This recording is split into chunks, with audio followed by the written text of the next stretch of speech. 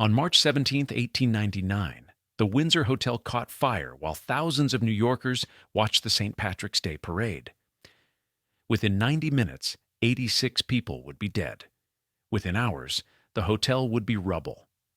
7 stories, 600 rooms, no cross walls required by law since 1892, fire escapes that became too hot to use or did not exist at all. The hotel sat at 575 Fifth Avenue between 46th and 47th Streets in Manhattan. Elbridge Gerry owned the building. He lived 14 blocks north in a $3 million mansion designed by Richard Morris Hunt. He collected rent checks from the Windsor, while the building violated fire codes updated 7 years earlier. The hotel employed 157 workers. 15 of them died or went missing in the fire. Most were Irish immigrants who earned wages Gerry spent on a single society dinner. Some called him a philanthropist who founded the Society for the Prevention of Cruelty to Children. Others saw a landlord who let his tenants burn in a building he knew was a fire trap. The spectacle represented Gilded Age entertainment at its darkest. High society watched workers jump from windows to escape flames, while firefighters' ladders only reached the 4th floor. The parade had come to celebrate. It stayed to witness mass death.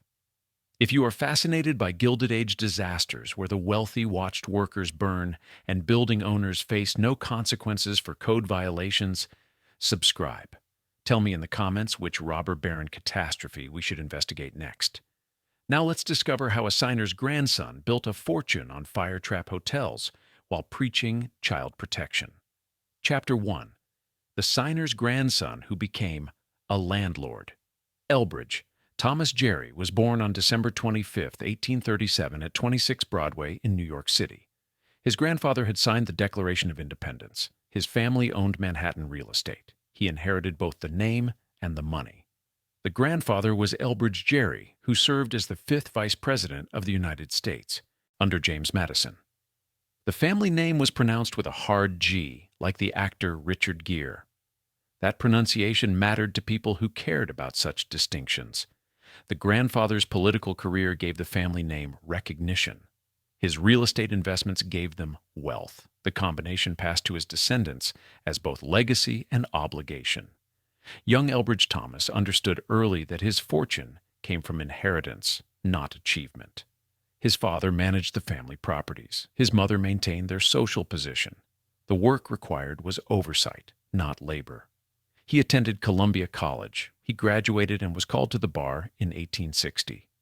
For 4 years he practiced law with William Curtis Noyes, who was considered among the finest attorneys in New York. The apprenticeship taught him legal strategy and client management. In 1864 he became a partner in the firm of Allen, Abbott, and Gerry. The partnership brought income, but the real money came from family real estate. Holdings accumulated over generations. The Gerry family owned buildings across Manhattan. They collected rents, they sold properties, they purchased new ones. The portfolio generated wealth that law practice could not match. In 1879, Elbridge inherited $500,000 from his uncle, Peter Goulet. The Goulet family controlled enormous Manhattan real estate holdings. Peter Goulet had remained unmarried. His wealth was distributed among nephews and cousins. Elbridge was a first cousin to Ogden and Robert Goulet, who would build their own real estate empires. The inheritance arrived when Elbridge was 42 years old. He was already wealthy. The additional $500,000 expanded his property investments substantially. In 1867, he had married Louisa Livingston. She was the daughter of Robert James Livingston and granddaughter of Garrett Storm, one of New York's earliest millionaires. The marriage connected Gerry wealth to Livingston, wealth to Storm wealth. 3 fortunes merged through one. Ceremony. The combined inheritance and marriage put Elbridge among New York's wealthiest men. He did not build a business. He did not innovate an industry. He managed properties his family had accumulated over decades.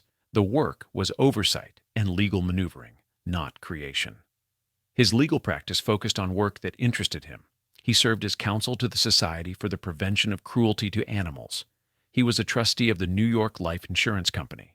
He helped manage the family real estate portfolio through legal structures that minimized taxes and maximized returns. In 1874, he took a case that would define his public reputation. Mary Ellen McCormick was a 10-year-old girl who had been severely abused by her foster parents. The case became the first documented child abuse prosecution in the United States. Existing laws protected animals from cruelty, but not children. Gerry fought the case to the Supreme Court of New York. He won. The victory established legal precedent. Cruelty to children became prosecutable. The case inspired Gerry to use his fortune and influence for child protection. In 1875, he founded the New York Society for the Prevention of Cruelty to Children. It was among the first child protection organizations in the country. Gerry served as president from 1879 to 1901. He remained legal advisor until his death. He helped pass numerous laws protecting children from abuse and exploitation. The work was genuine. Gerry cared about protecting children. He dedicated enormous time and money to the cause. The SPCC investigated thousands of cases. It prosecuted abusive parents. It removed children from dangerous homes. The organization saved lives, but child protection was one category of safety. Worker protection was another. Gerry's attention to the first did not extend to the second. He served as Commodore of the New York Yacht Club from 1886 to 1892. The title stuck with him for life. He owned multiple yachts, including the Electra, which was in commission 3 months per year. The entertaining was constant.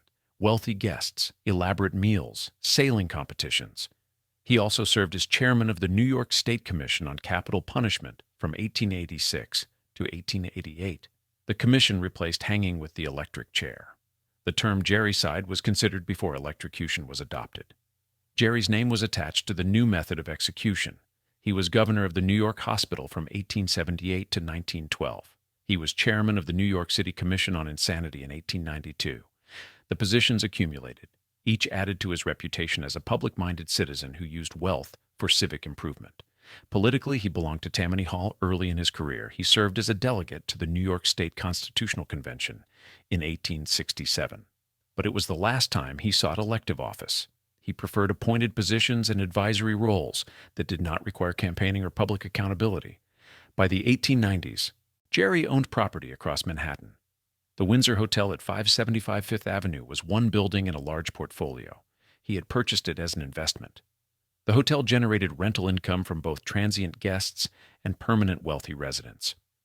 In 1892, he decided to build a mansion worthy of his accumulated wealth. He hired Richard Morris Hunt, the most prestigious architect in America. Hunt had designed mansions for the Vanderbilts and other elite families. Gerry wanted something equally impressive. Hunt designed a mansion modeled on the Gothic Louis XIII wing of the Château de Blois in France. The structure would occupy the southeast corner of Fifth Avenue and 61st Street. Construction began by 1895. The building was completed and officially opened in 1897. The reported cost was $3 million. In current purchasing power, the equivalent exceeds $100 million. The mansion was designed to house Gerry's collection of 30,000 rare legal books. The collection would eventually form the nucleus of the Library of the U.S. Supreme Court. The entrance featured an iron porte cochere based on the Louis XIII style. The interior included elaborate furnishings made by Carlion and Beaumetz, the firm that created throne chairs for King Edward VII's coronation. The French government gave permission for the firm to borrow pieces from museums and palaces to copy for the Gerry mansion. Gerry consulted with household staff on the design of workspaces. He wrote to Richardson and Boynton in 1899 expressing great satisfaction with the warm air furnace system. The servants included a full kitchen staff under a high-priced chef. Everything served at Gerry Entertainments was made in the house. Caterers were not employed. The Gerry footmen were the admiration of New York. They were tall and matched in size. Such men commanded wages from $40 to $60 per month. Mrs. Gerry and her daughters each had personal maids. Second men and numerous household servants maintained the property. Gerry himself was a noted epicure. His pickles, sauces, and preserves were put up specially for him in London or imported from India. The expense was irrelevant. The quality mattered. By 1899, Mrs. Louisa Gerry belonged to an exclusive group that dominated New York society. Mrs. Whitelaw Reid, Mrs. William D. Sloane, Mrs. Ogden Mills, Mrs. John Jacob Astor, Mrs. Cornelius Vanderbilt. These women controlled social access. Invitations to their events determined who belonged to the highest circles. The Gerrys hosted parties noted for their distinction and exclusiveness.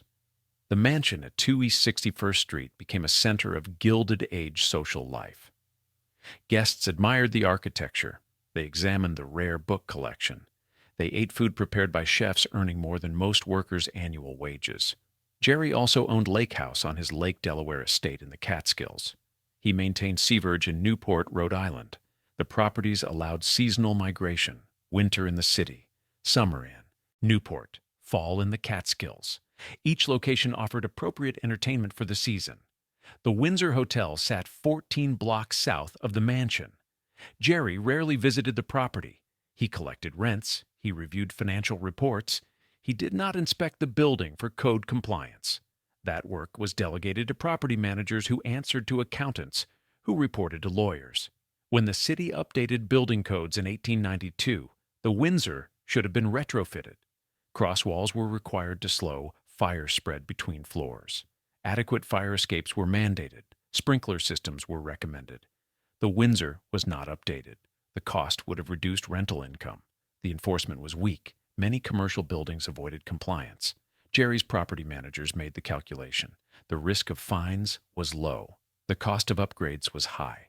They did not update the building. Gerry knew about building codes. He served on multiple city commissions. He understood fire safety requirements. He advocated for children's safety with passionate conviction. He did not extend that concern to the adults who lived and worked in his rental properties. By March 1899, Elbridge Gerry was 61 years old.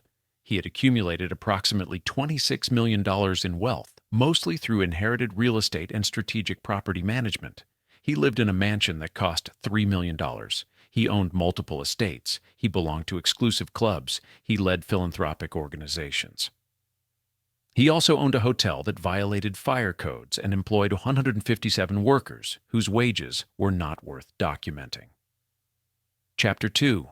The hotel built for wealthy residents. The Windsor Hotel opened in 1873. Warren F. Leland built it. He was a Chicago hotelier who understood that wealthy New Yorkers wanted alternatives to single-family mansions. Leland had operated hotels in Chicago successfully. He recognized that Fifth Avenue was transforming into the center of Gilded Age wealth. The new Grand Central Terminal made the area accessible. The concentration of mansions made it fashionable. A luxury hotel in that location would attract both transient guests and permanent residents. The concept was simple. Wealthy families could own suites in the hotel rather than maintaining entire houses. They would have access to hotel services, dining rooms, staff. Maintenance handled by hotel management. The convenience appealed to people who spent seasons traveling or who wanted city accommodation without household management burdens. Leland purchased the property at 575 Fifth Avenue, between 46th and 47th Streets. The location was perfect. Upper Fifth Avenue was booming. Hotels were replacing private homes. The trend favored his investment. Construction began in 1872. The building was completed in 1873. The structure occupied an entire city block, 7 stories tall, 600 rooms. The scale was enormous. The architecture followed Victorian hotel style. Brick and brownstone, 3 turrets, wide hallways, elaborate furnishings, a grand central staircase. The design emphasized luxury and comfort. The hotel marketed itself as the most comfortable and homelike hotel in New York. The main hall measured 52 feet wide and 140 feet deep. The New York Times in August 1873 described the space rapturously. The barbershop had cost $10,000 to construct. The figure was mentioned specifically to demonstrate the expense lavished on every detail. The hotel offered both guest rooms for short stays and permanent apartments for long-term residents. Wealthy New Yorkers began treating the Windsor as home. Opera singers took permanent suites, industrialists maintained apartments. Politicians resided there when in the city. Adelina Patti, the celebrated soprano, kept a standing suite on the 3rd floor overlooking 47th Street for years. She had the rooms outfitted with a private billiard table at her request. The expense was not a concern. The convenience mattered. Abner McKinley, brother of President William. McKinley occupied a suite on the 3rd floor with his wife and their disabled daughter. The proximity to political power added to the hotel's prestige. Touring opera divas stayed at the Windsor, captains of industry, financiers. Visiting heads of state. The hotel registry read as a who's who of the Gilded Age. The address conferred status. Leland marketed the hotel's safety features aggressively. In each guest room, hidden behind heavy velvet drapes and lace curtain liners, was a coil of rope hooked to the windowsill. The rope's length reached to ground level. In theory, a guest trapped by fire could unwind the rope and descend to safety. The rope system had never been tested. No guest had ever needed to use it. The presence of the ropes provided psychological reassurance. The hotel was prepared for emergencies. Guests could escape if necessary. The marketing emphasized fireproof construction. The claim was technically false but widely believed. The hotel was not fireproof. It was a wooden interior structure with brick and brownstone facing, but the materials suggested solidity. The reputation for safety attracted guests willing to pay premium rates. Room rates were substantial. Permanent residents paid monthly rents exceeding what working-class families earned in a year. Transient guests paid daily rates that reflected the luxury accommodations and prestigious address. The hotel employed 157 workers to maintain operations. Chambermaids cleaned 600 rooms. Cooks prepared meals in massive kitchens. Bellhops carried luggage. Porters managed entrances. Laundresses washed linens. Maintenance staff repaired fixtures and systems. The workers were mostly Irish immigrants. They had arrived in New York seeking employment. Hotel work was available but low paid. The hours were long. Many workers lived in the hotel's attic or basement rooms. The accommodations were basic. The wages were minimal. The exact wages paid to Windsor workers were not documented in surviving records. Hotel financial records focused on revenue, not labor costs. What workers earned disappeared from the archives, while what wealthy residents paid was carefully preserved. The hotel operated successfully for 26 years. From 1873 to 1899, the Windsor was among Fifth Avenue's premier addresses. Leland managed the property through most of that period. He understood hospitality and wealthy clientele. He maintained the building's reputation, but maintenance of the physical structure was another matter. When New York City updated building codes in 1892, the requirements changed significantly. Cross walls were mandated between floors to slow fire spread. Adequate fire escapes were required. Sprinkler systems were recommended for large commercial buildings. The cross walls were critical. Without them, fire could spread vertically through a building unimpeded. The wide hallways and central staircase in buildings like the Windsor acted as flues. Flames would race from floor to floor. Cross walls would compartmentalize the fire. They would give occupants time to escape. The Windsor was built in 1873. The 1892 code applied to new construction. Existing buildings were supposed to retrofit to meet updated standards. Enforcement was weak. Many property owners avoided compliance. The cost of adding cross walls to the Windsor would have been substantial. The structural modifications would have disrupted hotel operations. Rental income would have been lost during construction. The expense could not be passed entirely to guests without making the hotel uncompetitive. Someone made the decision not to update the building. Whether that decision came from Leland, from Gerry, after he purchased the property, or from property managers, is unclear from surviving records. What is clear is that the work was not done. Fire escapes were another issue. Reports differ on whether the Windsor had fire escapes at all. Some accounts state they existed but became too hot to use during the fire. Other accounts state there were none. The contradictory evidence suggests inadequate fire escapes at minimum.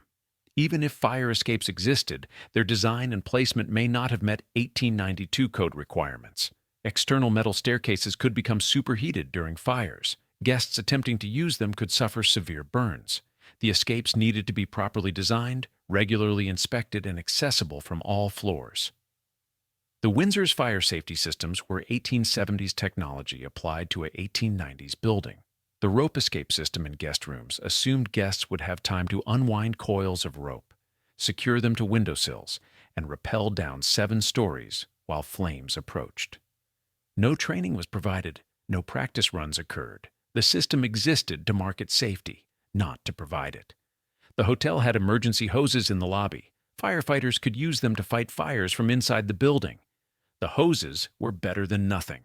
They were not adequate for a 7-story structure with wooden interiors and no cross walls. Water pressure in 1899 New York was insufficient for fighting fires in tall buildings.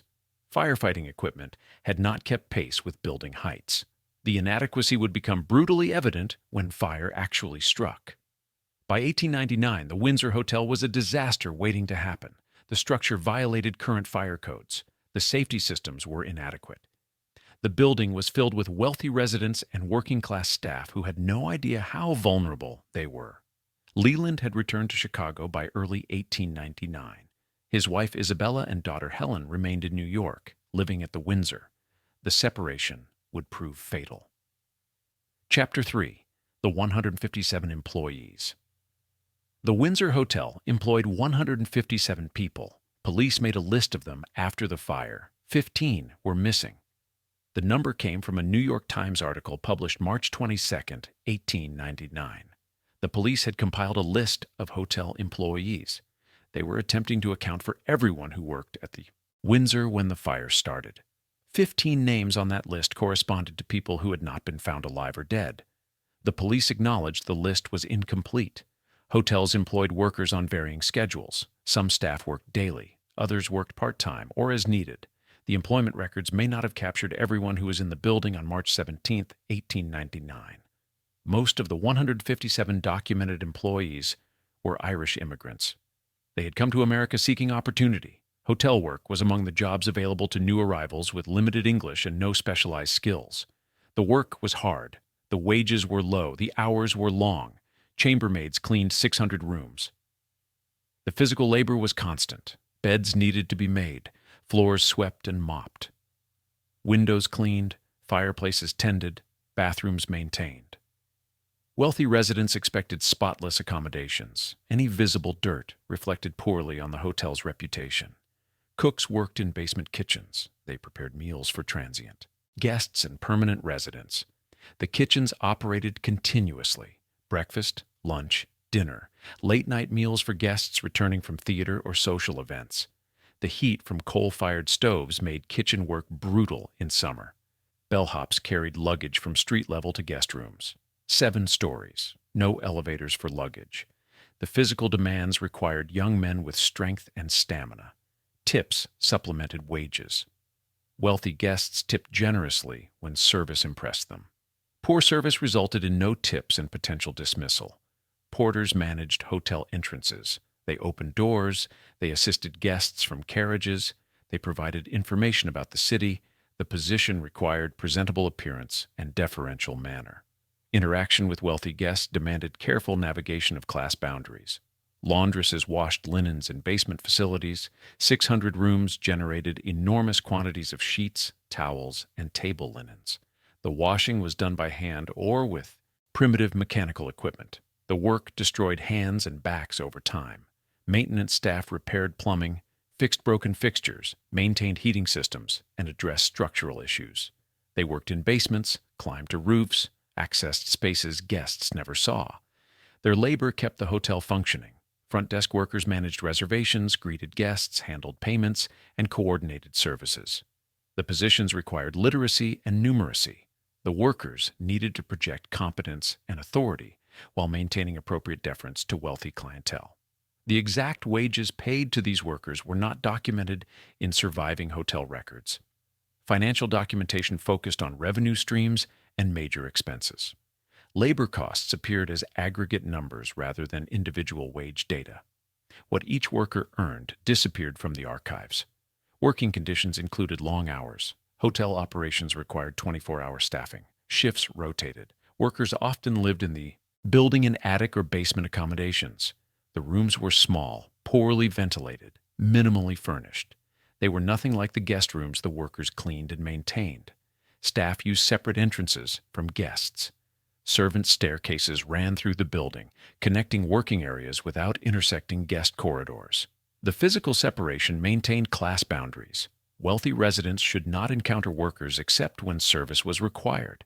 Many workers were young, Irish immigrants in their 20s or 30s. Some had families. Others sent money back to Ireland to support relatives or to fund passage for siblings to join them in America. The wages barely covered subsistence. Savings accumulated slowly, if at all.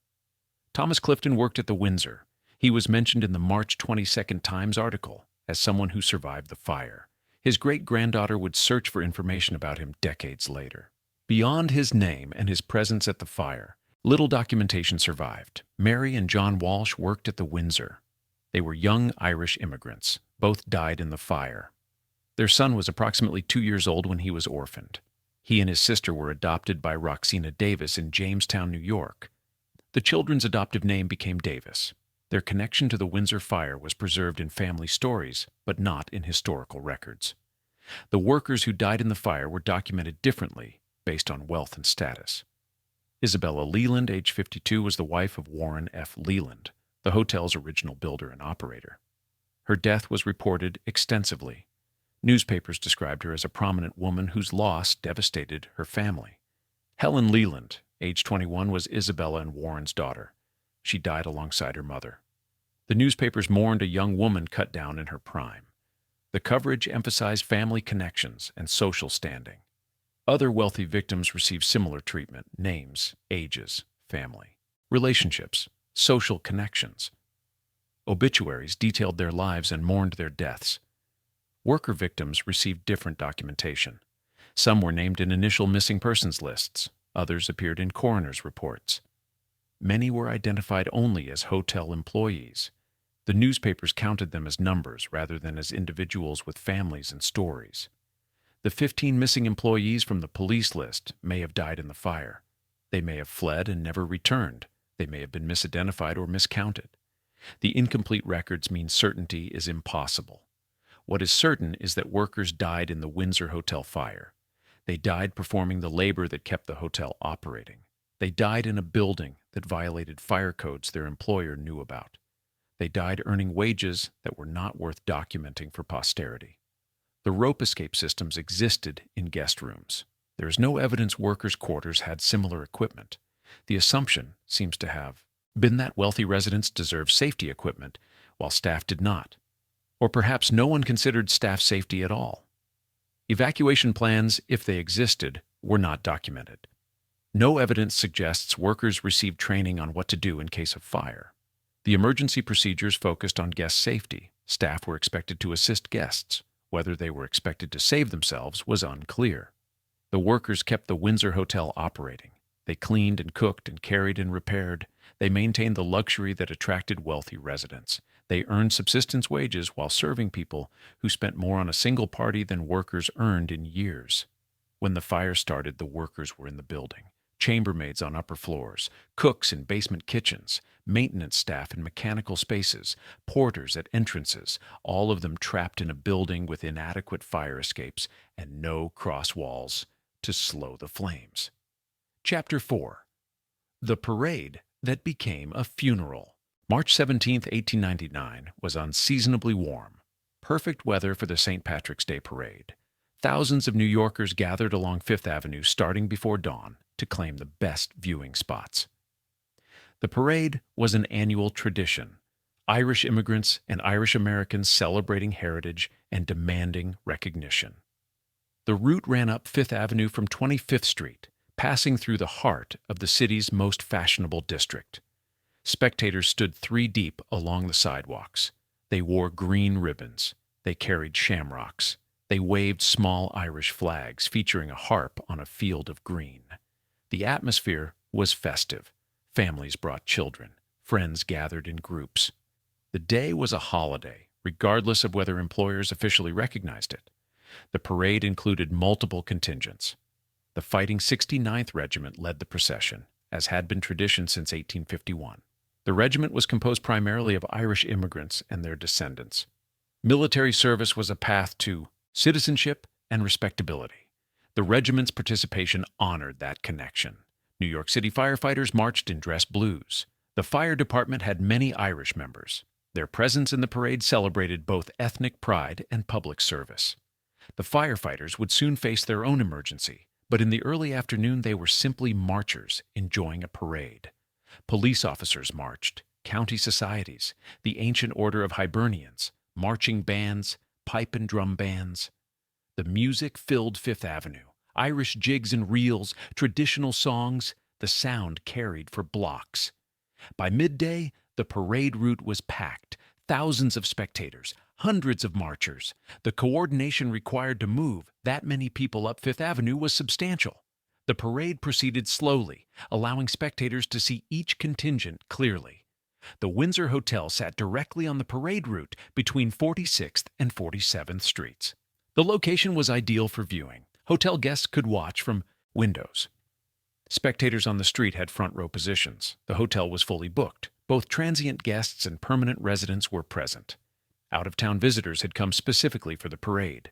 Wealthy New Yorkers had invited friends to watch from Windsor rooms. The hotel was as full as it ever got. Hotel guests stationed themselves at windows lining the street. Adults sipped champagne. Several gentlemen smoked cigars and cigarettes. The casual atmosphere reflected the celebration outside. No one expected disaster. Shortly before 3:00 p.m., drums and bagpipes announced the parade's approach to the Windsor's block. The marchers were perfectly positioned. The spectators were watching. The afternoon was proceeding exactly as planned. At approximately 3:00 p.m., someone in a second-floor parlor lit a cigar or cigarette. He struck a match. He lit the tobacco. He tossed the match out the window toward the street below. Wind caught the match. Instead of falling to the pavement, the burning match blew against a lace curtain.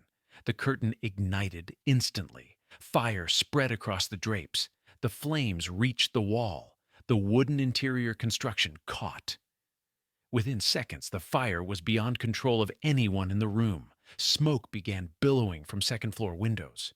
People on the street noticed first. Screams mixed with parade music. Spectators pointed. The festive atmosphere evaporated in seconds. The parade at 47th Street saw the smoke. Firefighters in the marching contingent broke formation. They ran toward the hotel. Other marchers stopped. The parade halted. Celebration became chaos. The fire spread through the building with terrifying speed. No cross walls existed between floors. The flames raced vertically through the structure. The wide central staircase acted as a chimney. Hot air and fire shot upward from floor to floor. The wooden interior construction burned readily.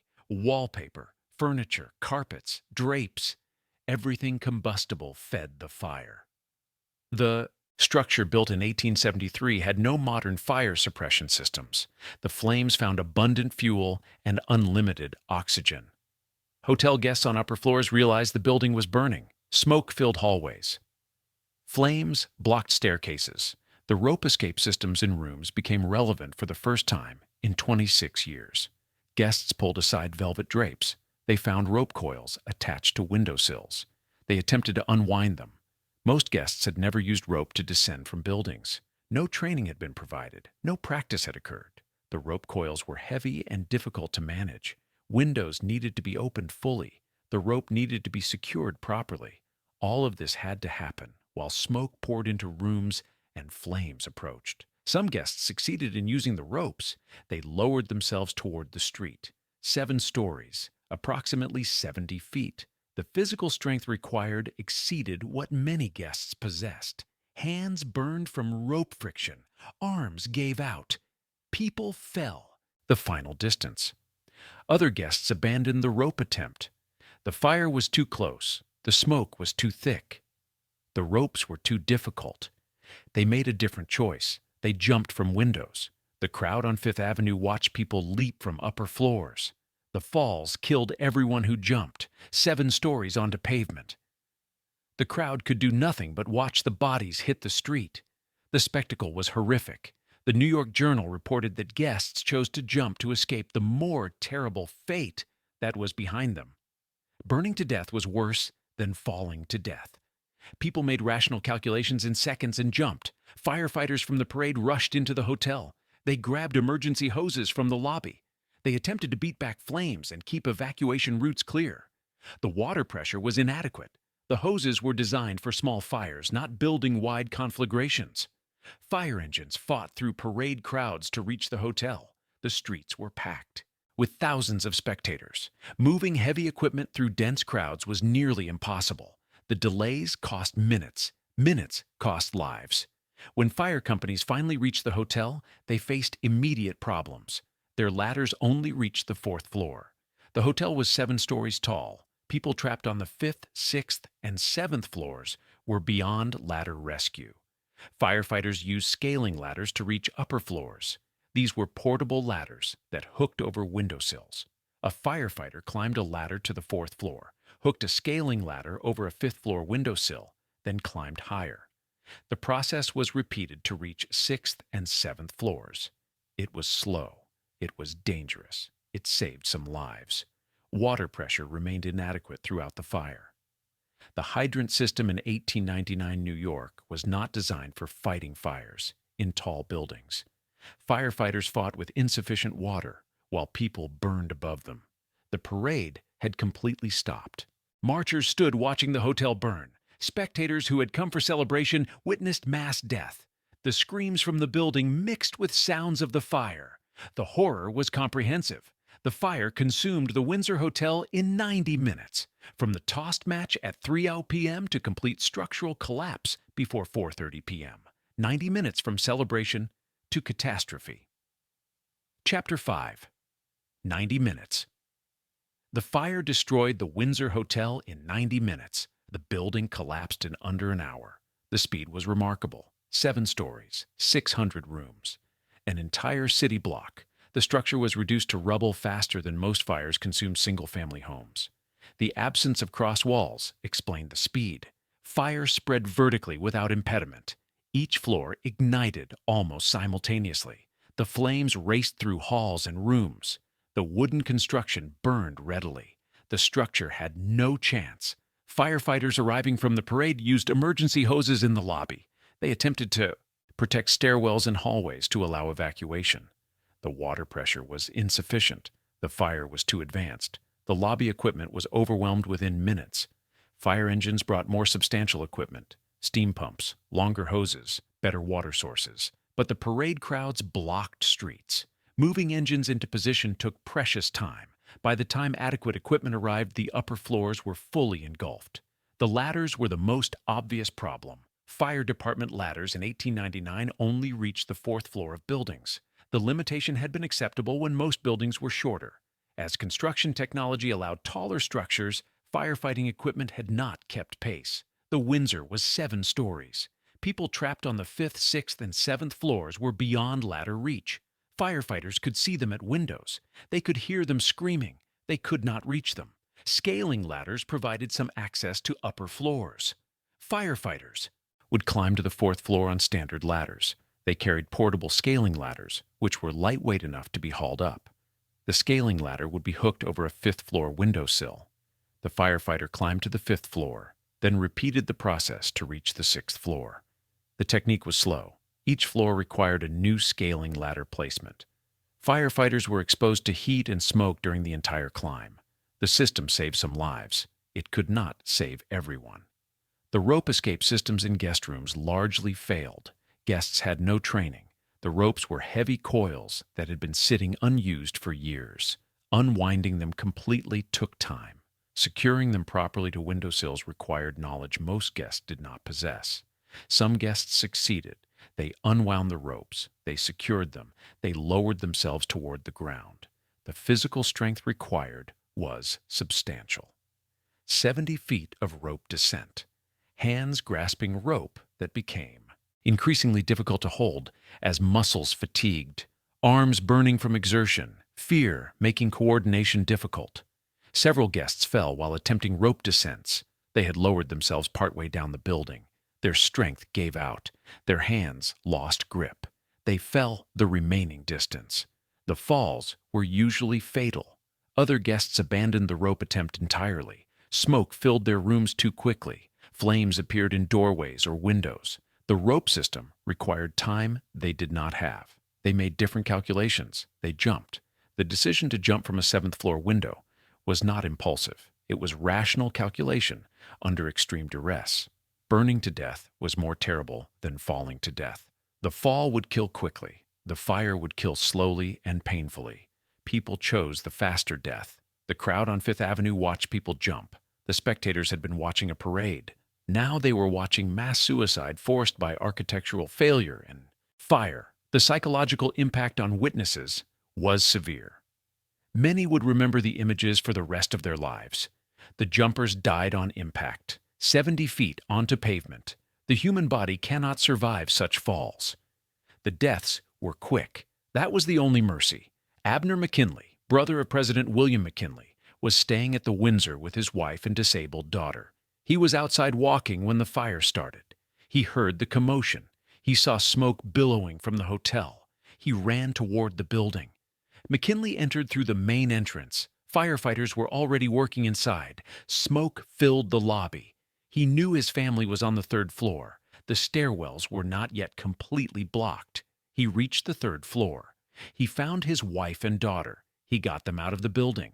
The rescue was successful because McKinley acted immediately, and the third floor was accessible. Guests on upper floors did not have that option. By the time they reached stairwells, smoke and flames blocked descent. Dora Duncan was teaching a dance class in the hotel when the fire started. Her students included her young daughter, Isadora Duncan, who would later become one of the most famous dancers in the world. Dora evacuated all her students successfully. The dance class was on a lower floor. They had time to escape before the fire blocked their route. Isabella Leland, wife of Warren F. Leland, was in the building. She was 52 years old. She attempted to evacuate. She did not succeed. Her body was recovered from the rubble.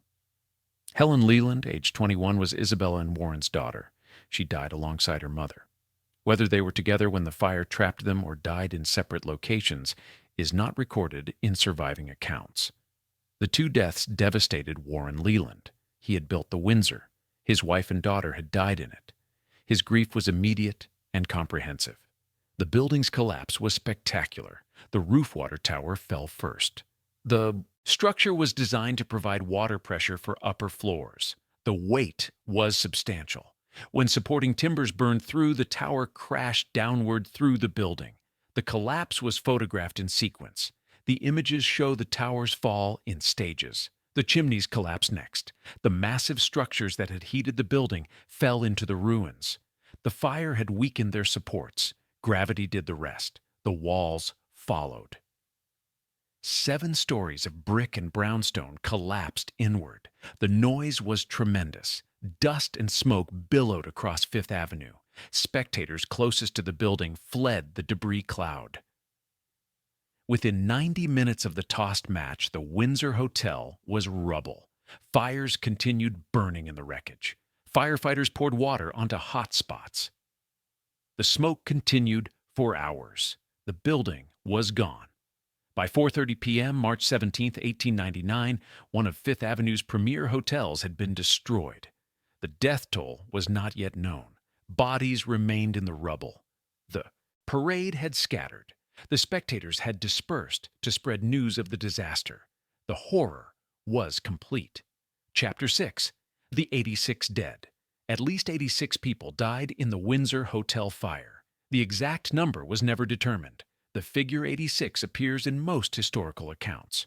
Some sources cite 90 deaths. Others say the number exceeded 90. The uncertainty came from incomplete body recovery and identification. Many victims burned beyond recognition. Some bodies were never recovered from the debris. Workers began searching the rubble immediately after the fire was extinguished. The work was dangerous. The structure was unstable. Walls could collapse further. Hot spots remained. The searchers risked injury to recover victims. Early motion picture cameras captured footage of the recovery effort. Workers are shown removing bodies from debris. The film is brief, but documents the scale of the disaster. Dozens of bodies extracted from rubble. The visual evidence confirmed the horror. Some bodies were identifiable. Wealthy victims whose remains were recovered early, before fire damage became too severe. Their deaths were documented with names, ages, and family connections. Obituaries appeared in newspapers within days. Other bodies were unrecognizable, burned beyond identification. No personal effects survived to indicate identity. These victims were counted but not named. They became statistics rather than individuals. 31 victims were never identified. Police compiled lists of missing persons. They compared reports against recovered bodies. 31 bodies could not be matched to any missing person report. No one claimed them. No one identified them. The missing persons lists themselves were problematic. Families needed to report loved ones missing. Irish immigrant workers often had no family in New York to report them absent. Their disappearance might not be noticed for days or weeks. By then, the lists were considered complete. The 157 hotel employees were documented by police after the fire. 15 were listed as missing. Some of those 15 may be among the 31 unidentified dead. Others may have fled the fire and never returned to claim employment. The incomplete records mean certainty is impossible. The death toll breakdown by category was never fully established. How many guests died versus how many employees? The newspapers focused on prominent victims. Wealthy residents of the hotel received detailed obituaries. Workers received mention as numbers. Isabella Leland, age 52, and Helen Leland, age 21, were among the identified dead. Warren Leland, who had built the hotel and returned to Chicago, received telegrams informing him his wife and daughter had burned to death in his creation. His grief was profound. Other wealthy victims included society figures whose names appeared in newspaper society pages before they appeared in obituaries. The deaths shocked New York's elite. These were people they knew, people who attended the same parties and belonged to the same clubs. The fire had killed their peers. Worker victims were documented differently. Some names appeared in initial lists. Thomas Clifton was mentioned in newspapers as someone who survived, establishing that he worked at the hotel.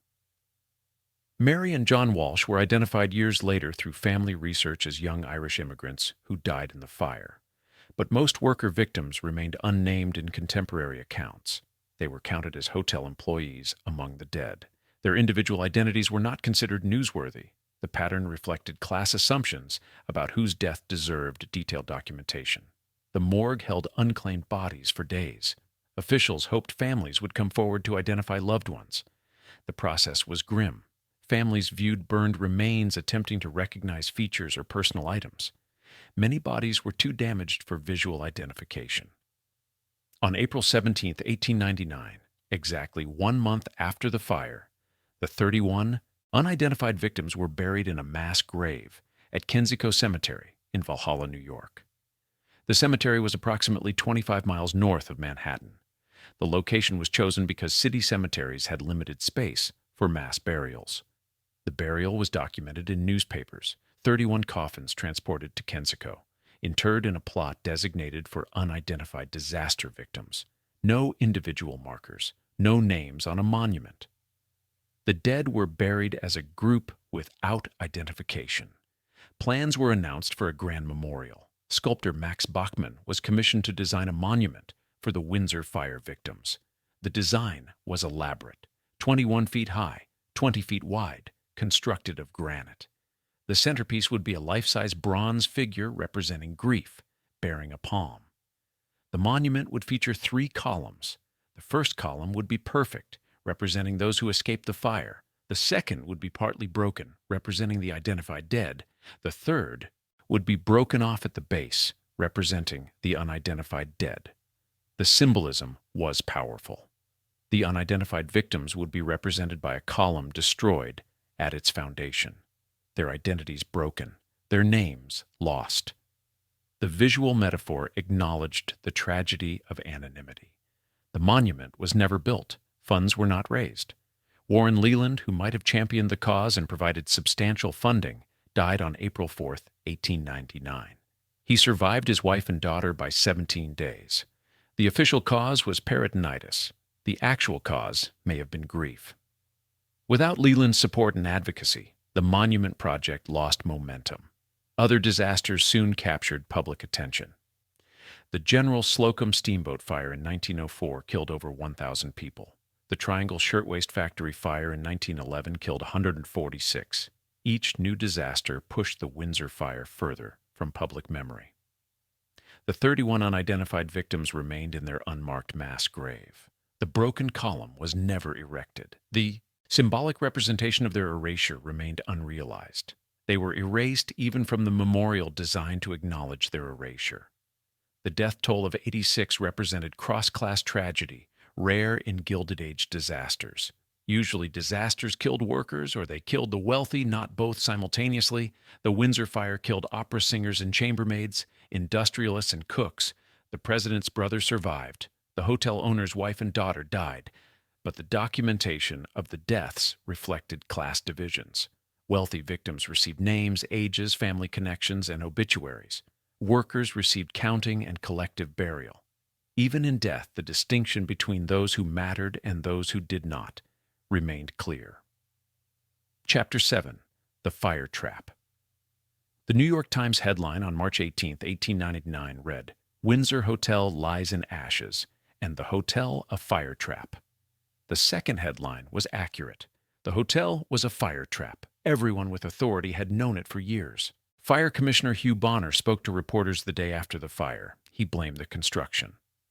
The hotel did not have cross walls between floors. Cross walls had been required by building code since 1892. The Windsor was built in 1873, before the requirement. But existing buildings were supposed to retrofit to meet updated standards. The Windsor had not been updated. The absence of cross walls meant fire spread vertically without impediment. Each floor ignited almost simultaneously. The flames raced from basement to roof in minutes. Cross walls would have slowed the spread. They would have compartmentalized the fire. They would have given occupants time to evacuate. The building code of 1892 was explicit about cross walls. Commercial buildings over a certain height needed fire barriers between floors. The requirement was not suggestion. It was law. Enforcement was the problem. Building inspectors were supposed to verify compliance. They were supposed to order retrofits for buildings that violated code.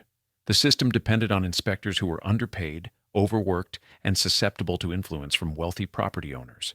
The Windsor avoided retrofit requirements for 7 years. From 1892, when the code was updated, to 1899, when the building burned. 7 years of operating in violation of fire safety law. No one with authority forced compliance. Fire escapes presented similar problems.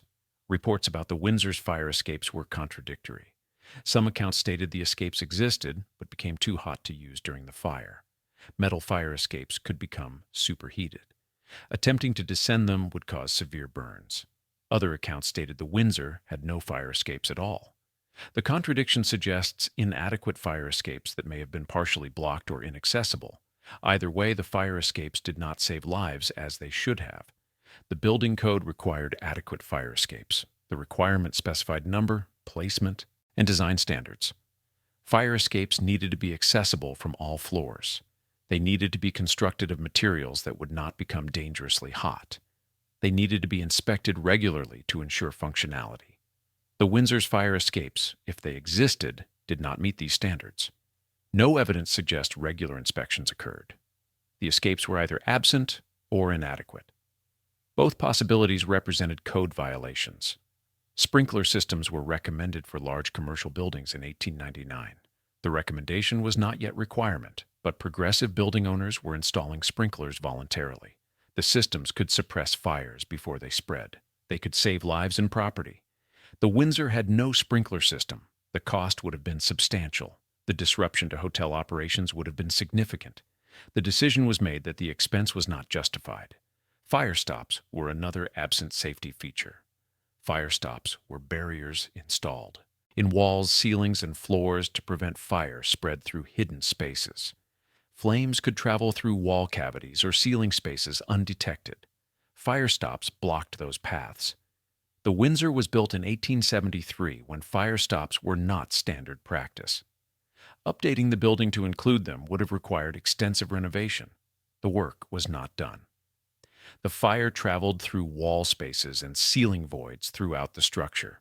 The central staircase was particularly dangerous. Grand staircases were architectural features in Victorian hotels. They demonstrated wealth and impressed guests. They also acted as flues during fires. Hot air and flames rushed upward through open stairwells. The Windsor's central staircase became a chimney. Modern building codes would require fire doors at stairwell entrances on each floor. The doors would close automatically during fires, preventing vertical spread. In 1899, such technology existed but was not widely implemented. The Windsor had no fire doors. George Gould, son of railroad tycoon Jay Gould, gave an interview the evening after the fire. Reporters came to the Gould mansion to ask about the disaster. Gould's sister Helen lived at 579 Fifth Avenue, immediately adjacent to the Windsor at 575. Her mansion had not been damaged by the fire, but the proximity meant she witnessed the entire catastrophe. Helen Gould immediately turned her mansion into a rescue center. Survivors were brought to her home. She provided medical care, food, and shelter. Her response demonstrated the noblesse oblige expected of Gilded Age wealth. She helped because helping was appropriate for someone of her station. George Gould told reporters the Windsor was a fire trap.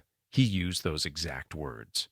A member of one of America's wealthiest families publicly stated that the building was unsafe.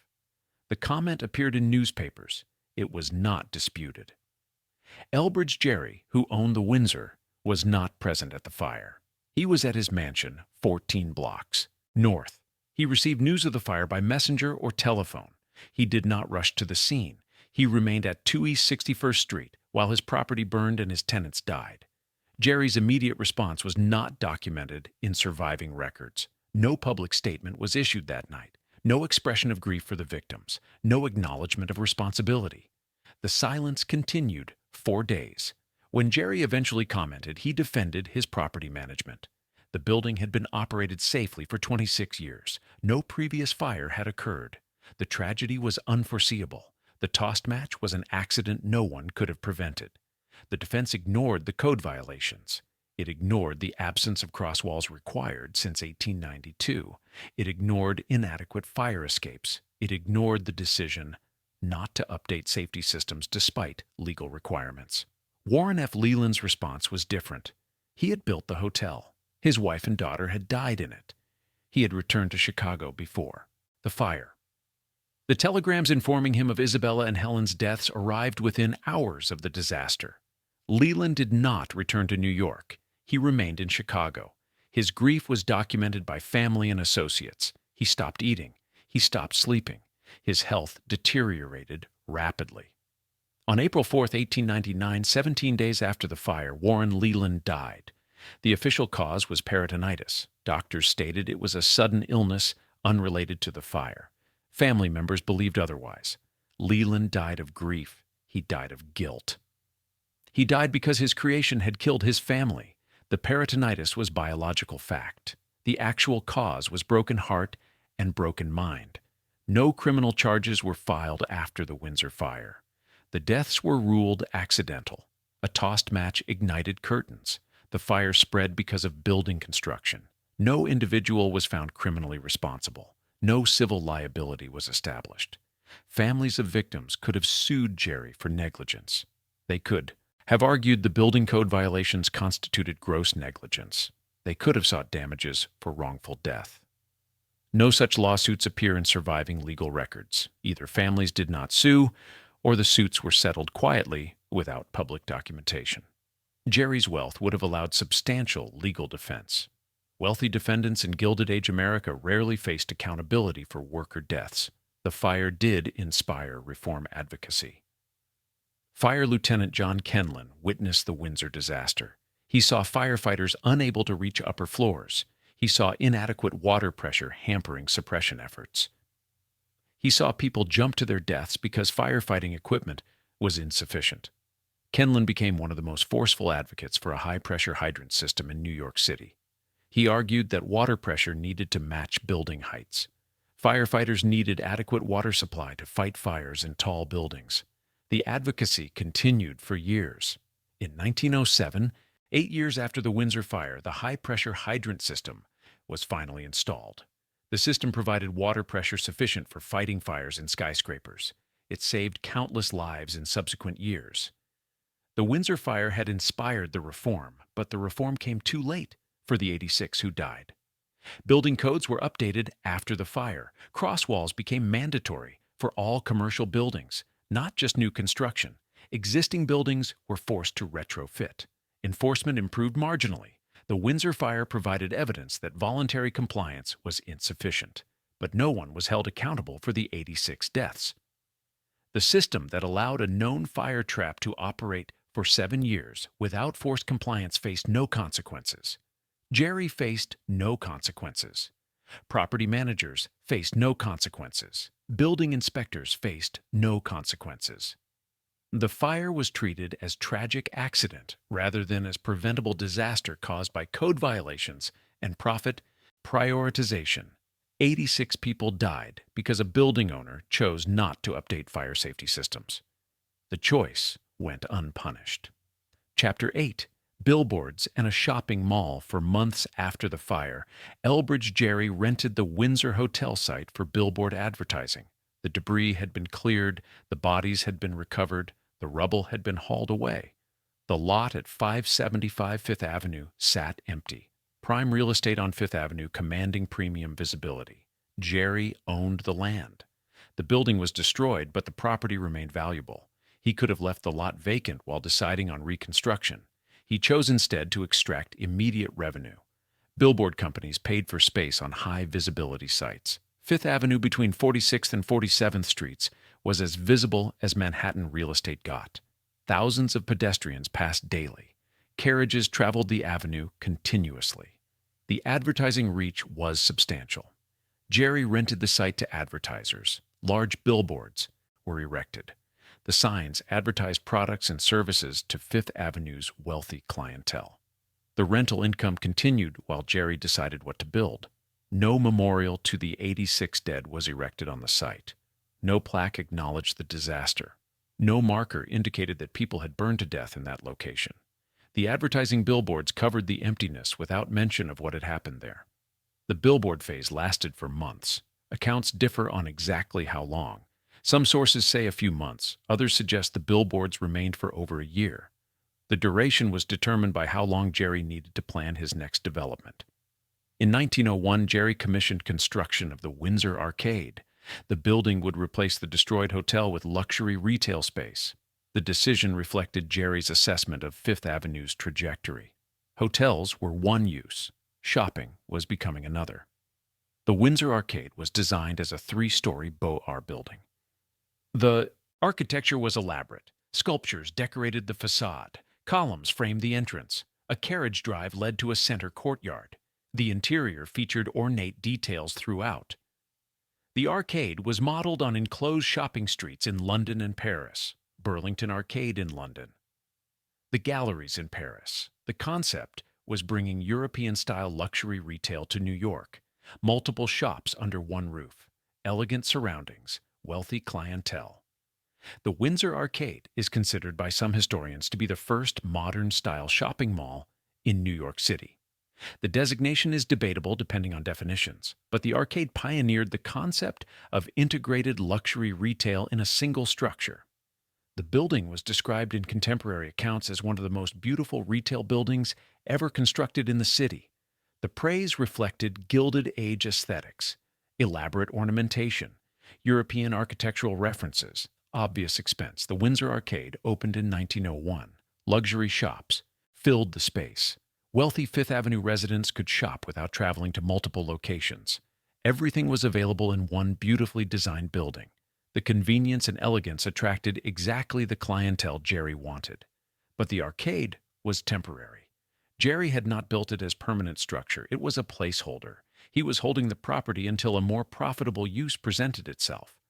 Fifth Avenue was transforming rapidly. Office buildings were replacing hotels and mansions. The economics favored commercial development over retail. By 1911, the Windsor Arcade was demolished. The building had stood for only 10 years. The sculptures and columns were removed. The shops were closed. The beautiful retail space was torn down to make way for office construction. Office buildings were erected on the site by the 1920s. The structures were taller and more profitable than either the hotel or the arcade had been. Gerry or his heirs continued extracting maximum value from the property.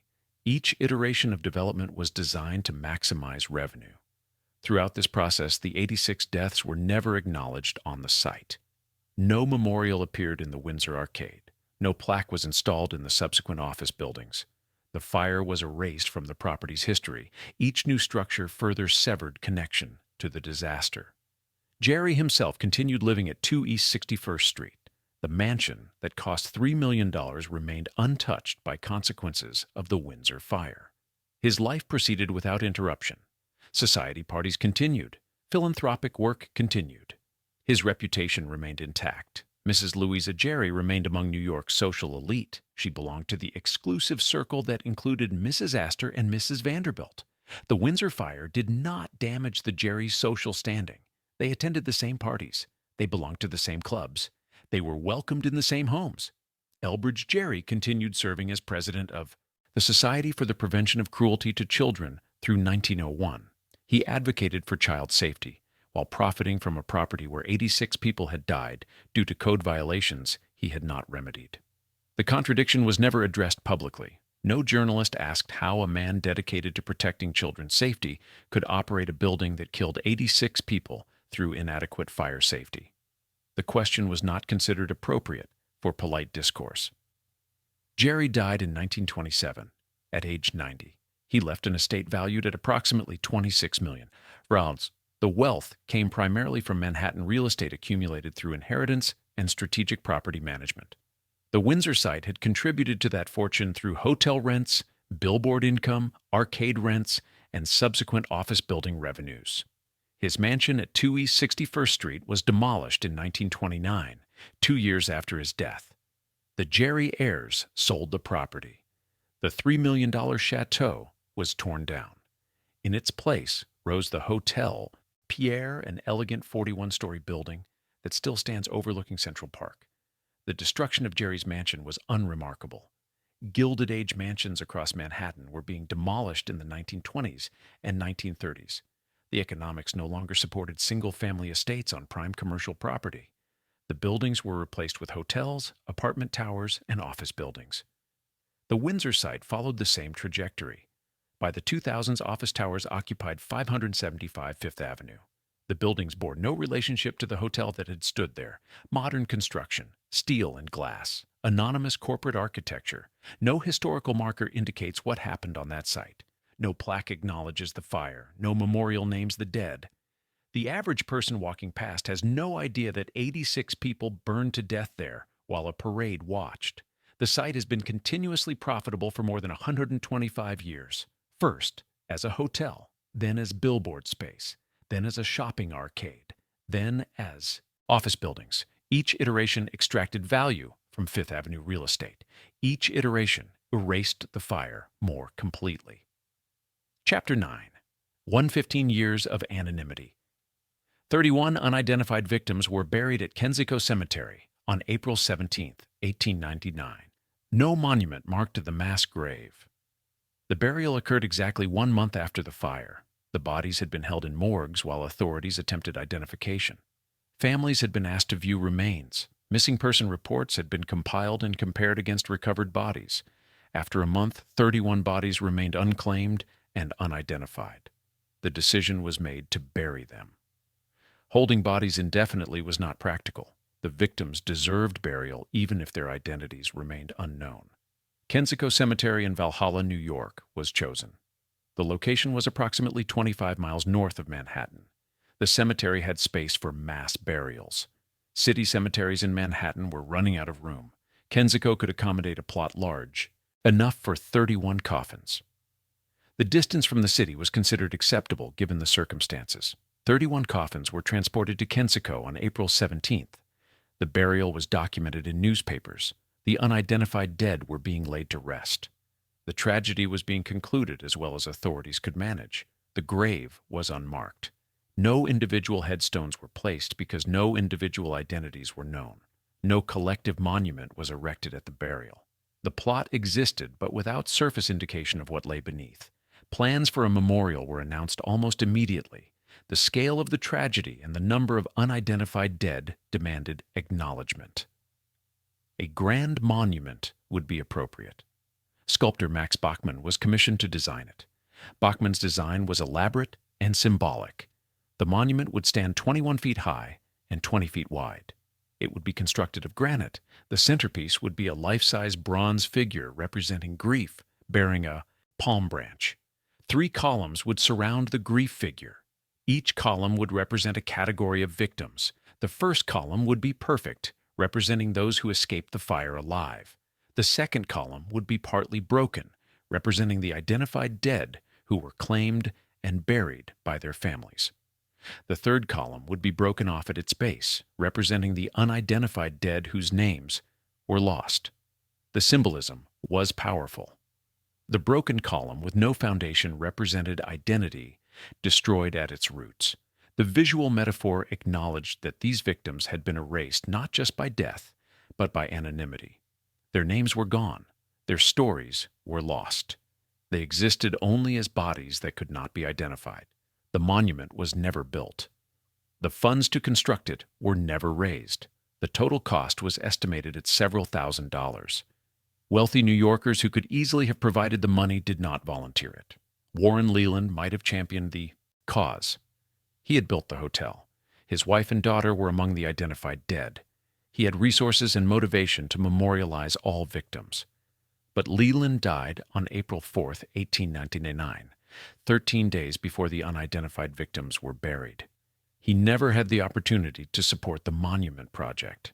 Without a wealthy advocate to organize fundraising, the project languished. Committees were formed. Plans were discussed. Years passed. The monument was not built.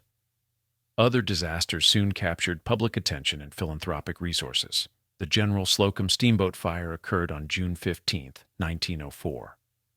Over 1,000 people died, mostly German immigrant women and children. The tragedy was enormous. Memorial efforts focused there. The Triangle Shirtwaist Factory fire occurred on March 25, 1911.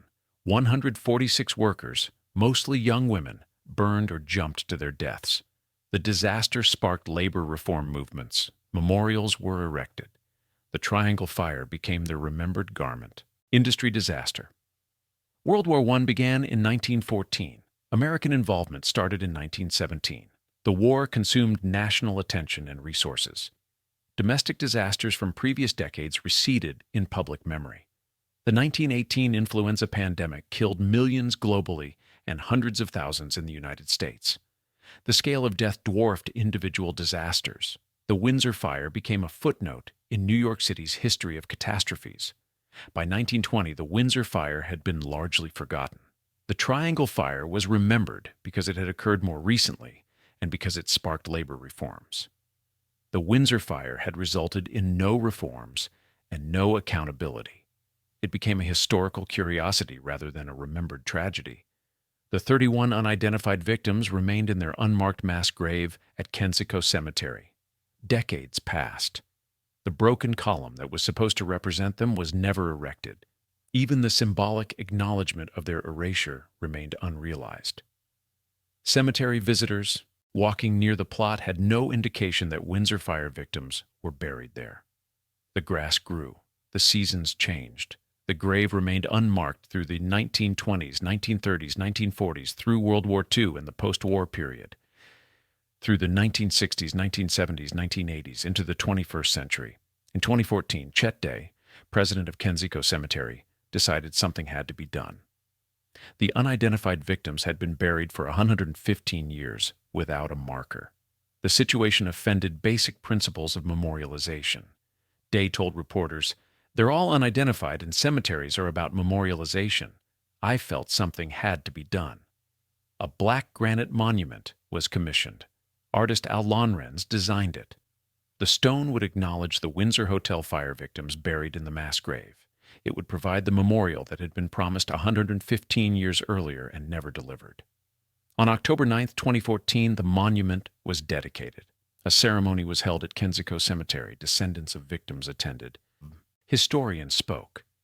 The 31 unidentified dead finally had a marker acknowledging their existence.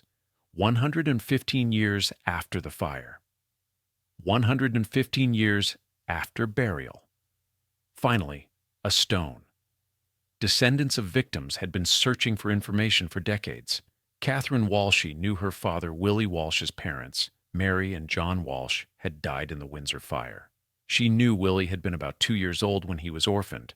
She knew he and his sister had been adopted by Roxina Davis in Jamestown, New York, but she did not know if Mary and John were among the identified dead or the unidentified. She searched records. She contacted historians. She tried to find her grandparents' graves. The search was complicated by incomplete records and lost documentation. Other descendants faced similar searches. They had family stories about Windsor fire victims. They had names and fragments of information, but they could not find definitive documentation. The workers who died had left minimal records. Their deaths were documented as numbers rather than as individuals. The New York Times article from March 22, 1899 stated that police had compiled a list of 157 hotel employees. 15 were missing. 7 had been added to the missing list after initial compilation. The police acknowledged the employee list was incomplete. That incomplete list represented the only systematic documentation of who worked at the Windsor. No payroll records were preserved. No employment files survived. The workers existed in historical records only through the accident of being counted as missing after they died. The wealthy victims were documented extensively. Isabella Leland, Helen Leland, other society figures. Their deaths appeared in newspapers within hours. Obituaries detailed their lives. Family plots received their remains. Their deaths were mourned publicly and preserved permanently. The worker victims were counted and buried collectively. Most remained unnamed in contemporary newspaper accounts. They were Irish immigrants, hotel employees, numbers in death as they had been in employment.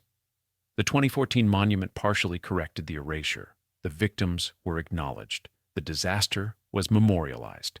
But the monument could not restore their names. 31 people remained unidentified. The broken column was realized in black granite 115 years late. Chapter 10. What the Site Remembers. Today, office towers occupy 575 Fifth Avenue. No plaque marks the site. No memorial acknowledges the 86 dead. The location is unrecognizable from 1899. Modern buildings rise where the Windsor Hotel stood. Glass and steel, corporate tenants. The streetscape has been completely transformed. Fifth Avenue in Midtown is commercial district now, not residential elegance. Helen Gould's mansion at 579 Fifth Avenue, which served as a rescue center during the fire, has been demolished. The Gould family wealth moved elsewhere. The mansion was replaced by commercial development. No marker indicates what the building witnessed or how it was used during the disaster. Elbridge Gerry's mansion at 2 East 61st Street was demolished in 1929. The Hotel Pierre occupies the site now. The elegant 41-story building overlooks Central Park. Guests staying there have no idea the man who owned the property where they sleep also owned the building where 86 people burned to death. The physical evidence of the Windsor fire has been completely erased from Manhattan. The site has been redeveloped. The neighboring buildings have been replaced. The street grid remains the same, but everything else is different. What is remembered and what is forgotten reveals priorities. The Triangle Shirtwaist Factory fire of 1911 is remembered. School children learn about it. Labor historians study it. Memorials exist. The 146 deaths sparked factory safety reforms and strengthened the labor movement. The Windsor Hotel fire is largely forgotten. Most New Yorkers have never heard of it. Tour guides walking. Groups through Midtown do not mention it. The site is passed without acknowledgement. 86 deaths have been erased from collective memory. The difference in remembrance has explanations. The Triangle Fire had better photographic documentation. The images of women jumping from windows became iconic. The Windsor Fire occurred in 1899 when photography was less common. The visual evidence was limited. The Triangle Fire victims were mostly identified. Francis Perkins, who witnessed the Triangle Fire and later became U.S. Secretary of Labor, advocated for reforms. The fire had champions who kept the memory alive and pushed for change. The Windsor Fire had no such champions. Warren Leland, who might have advocated, died 17 days after the fire. No one else with resources and motivation stepped forward. The disaster was documented and then forgotten. The Triangle Fire occurred in 1911 during the Progressive Era. Reform movements were strong. Labor organizing was gaining power. The political climate favored accountability and change. The Windsor Fire occurred in 1899 at the peak of the Gilded Age. Wealth and capital were unassailable. Reform movements were weak. The political climate favored property owners. The pattern of Gilded Age disasters shows consistent themes. Wealthy owners prioritize profit over safety. Building codes are violated. Workers die. No accountability follows. Profits continue. The Pullman strike of 1894 resulted in 34 deaths when federal troops intervened. George Pullman faced no criminal charges. His company was eventually forced to divest the company town, but Pullman himself died wealthy and unmolested by law. The General Slocum Fire of 1904 killed over 1,000 people when a steamboat burned. The ship's captain was convicted and jailed. He was the only person held accountable. The company that owned the ship faced no consequences. The Triangle Shirtwaist Fire resulted in criminal charges against the factory owners. They were acquitted. A civil suit resulted in a small settlement. The owners faced no jail time and continued operating factories. The Windsor Hotel fire resulted in no criminal charges. No civil suits appear in surviving records. Elbridge Gerry faced no accountability. He continued profiting from the property and died wealthy 28 years later. The pattern is clear. Gilded Age disasters killed workers. Owners faced minimal or no consequences. The system protected capital, not labor. Tours of Fifth Avenue focus on architecture that survived, the mansions that remain, the churches, the landmarks. The disasters are not mentioned unless they resulted in buildings that still stand. Architectural walking tours pass 575 Fifth Avenue without comment. The guide discusses neighboring buildings. The office towers at the Windsor site are modern and unremarkable. Nothing about them suggests historical significance. Fire history tours in New York focus on the Triangle Fire and the General Slocum. These disasters are dramatic enough and well documented enough to sustain narrative interest. The Windsor Fire is too forgotten and too underdocumented to feature prominently. Gilded Age tours focus on the mansions and the families who built them. The Vanderbilts, the Astors, the Goulds. The tours emphasize wealth, architecture, and social history. They do not emphasize disasters or worker deaths. The narrative is sanitized for tourist consumption. If tours were honest about 575 Fifth Avenue, they would state the following. 86 people burned to death here on March 17, 1899. The building violated fire code requirements, updated in 1892.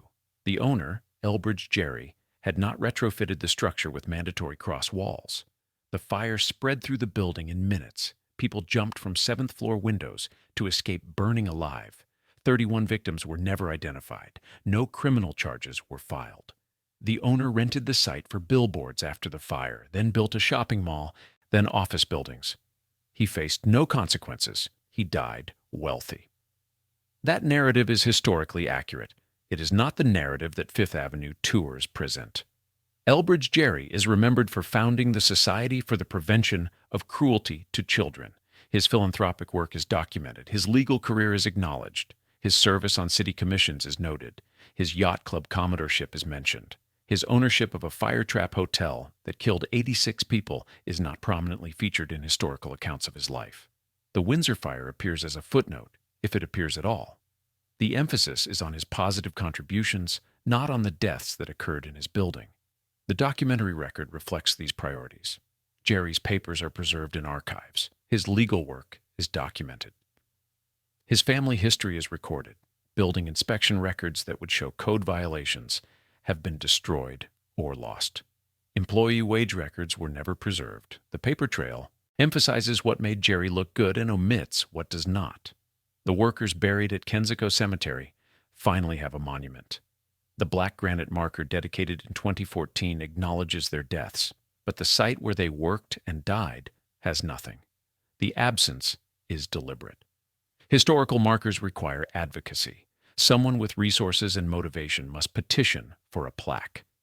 The bureaucratic process requires persistence. No one has championed a Windsor fire marker at 575 Fifth Avenue. The lack of advocacy reflects continuing erasure. The victims were mostly workers, Irish immigrants, people without descendants who have resources to push for memorialization. The wealthy victims had families who mourned them. The workers disappeared into mass graves and incomplete records. The Windsor Hotel fire killed 86 people while thousands watched. High society stood on Fifth Avenue watching workers jump from windows. Firefighters' ladders fell short. Rope escape systems failed. People burned. Alive in a building the owner knew violated fire codes. No criminal charges were filed. No civil liability was established. The owner rented the site for advertising, then built a shopping mall, then office towers. Each iteration was profitable. Each iteration erased the deaths more completely. The site today remembers nothing. The towers are anonymous. The sidewalk is ordinary. Thousands of people pass daily without knowing what happened there. The workers buried at Kensico waited 115 years for a stone.